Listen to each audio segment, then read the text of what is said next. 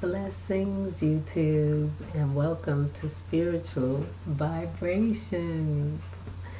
Today, I wanted to talk a little bit about spiritual principles. Anytime someone says, "Oh, I'm more spiritual than religious," the first thing the religious person says is, "Oh, but you gotta know the Bible. Do you know the Bible?" The Bible is what we live off of. That is the integrity of man. It's what keeps man from sinning. But what about those that don't follow or don't want to align with any of the major religious groups? I mean, to me personally, any group or any religion that can condone for a second the horrendous atrocities that have been occurring in the name of a religion is not anything that I want to have any part of whatsoever. It is not okay to kill hundreds and thousands of innocent people in the name of something that you believe. If you are in fact spiritual, then it goes against everything that spirituality is about. You cannot kill those people and not feel the repercussions of it. You cannot spill that much blood and not be affected. So what I wanted to do this week was try to find the essence again of what the religions were supposed to be about, what they were built on, those principles, to revisit those principles that are in some way universal but have been lost to greed, to land rights, and just weirdness that has nothing whatsoever to do with being spiritual. So I just want to talk about a couple of principles. There are so many. When I went to look to see, aside from what I know and have experienced myself, there are so many. But I'm just going to touch upon a couple of core principles that I think that if we all universally followed and tried to strive to achieve those principles in our daily life, it would just change the world. It would send a frequency out that is like none we have ever experienced. So the first one I would say is gratitude. We have to be grateful. From the moment that you wake up in the morning and your eyes open, you need to be grateful for the sight to know that it is a new day and you're alive to live it. So gratitude, be grateful for every single thing, whether you wanted it or not. Be grateful for the experience of it. Be grateful for the benefit of it. Whatever it is, be grateful for each and everything, each and every body, each and every experience. Be grateful. The second thing I would say is to be present.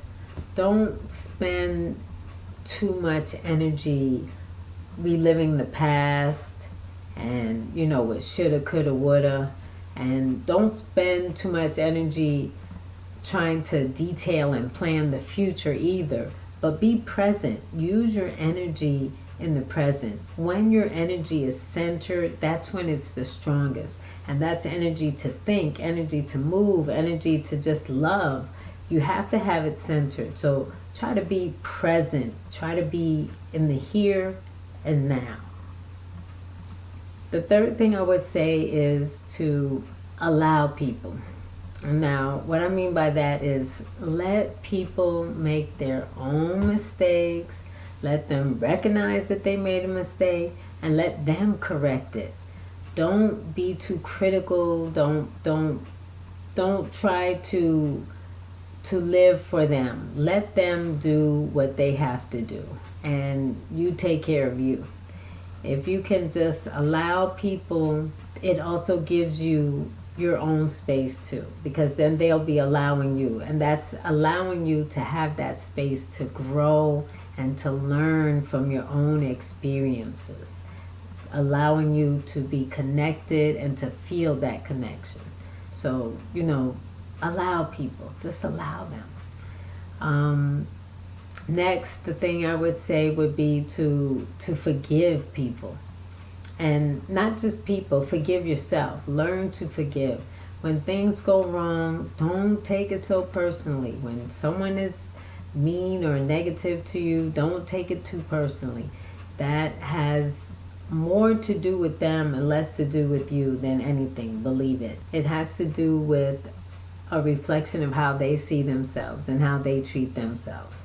So when someone has done you wrong, I don't mean, allow them to keep doing you wrong, move out of the line of fire, but just know that it has very little to do with you, and forgive them. And in the same token, forgive yourself. When you do something wrong, or if you've made a mistake, or things didn't pan out the way that you wanted it to, forgive yourself so that you can move on. When you hang on to that regret and that resentment and just those feelings of failure or whatever it is, it keeps you in the past. And then you're not in the present. Your energy is expended in the past. You need the energy in the present so that you can move forward. So just forgive. Learn to forgive. The next thing I would say is to be of service. By that, I mean help people. Be of service. Try to help. Try not to always do things to get something out of it. Another thing that religious people will tell a spiritual person is that, oh, you got to pay your tithes, honey. You got to pay your tithes. If you're not paying your tithes, then, you're not giving to God. But there are other ways that you can pay back. You can pay it forward, in fact. And that's just by being vested in the community, be vested in your family, be vested in yourself. Again, it's a reflection of how you feel and love yourself. Be generous with your help. If you find that you're not getting help, then perhaps you need to be of help and not do it so that you can be compensated for it in some way. Don't do it so that you can get some type of recognition or reward back. Do it because you really want to help the person. You really want to see them do better. Next, I think I would say is to trust. Try to learn to trust yourself, your instincts. So many times people are faced with a situation, be it good or bad, and they need to make a decision.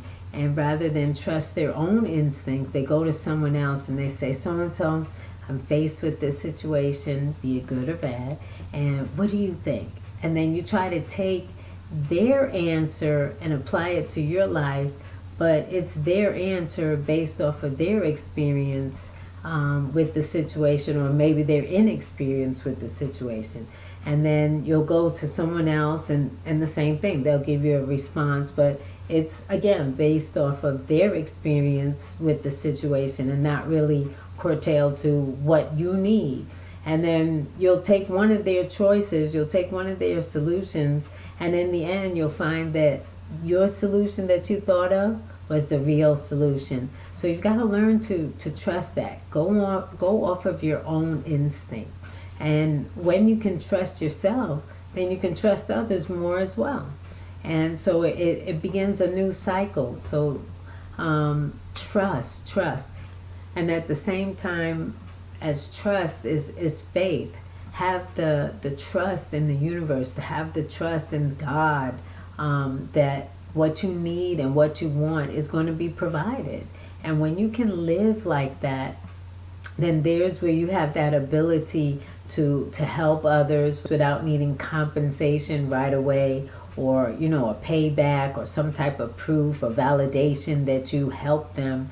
You'll just be helping them because it's the right thing to do, and it's what you would want someone to do for you. Finally, I would say, mind your thoughts.